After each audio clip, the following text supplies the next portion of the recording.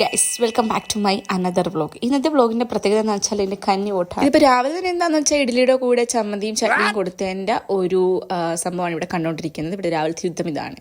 പിന്നെ രാവിലത്തെ കഴിഞ്ഞാൽ പിന്നെ ഉച്ചക്കത്തെ ആണല്ലോ. ഉച്ചക്ക് നമ്മൾക്ക് ഇത്രയും കറികളും കാര്യങ്ങളും മാത്രമേ ഉണ്ടായിരുന്നുള്ളൂ. അങ്ങനെ അതും ഞാൻ ഷെസും കൂടെ കഴിച്ചത്. ഉച്ച കഴിഞ്ഞാൽ ബൂത്തിൽ ഭയങ്കര തിരക്ക് കുറവാകും എന്നുള്ള പ്രതീക്ഷയിലാണ് ഞങ്ങൾ അവിടെ ചെന്നത്. പക്ഷേ ഒരു 1.5 മണിക്കൂർ അവിടെ ഇരുന്നതിന് ശേഷമാണ് നമുക്ക് വോട്ട് ചെയ്യാൻ അകത്ത് കയറ്റിയവർ.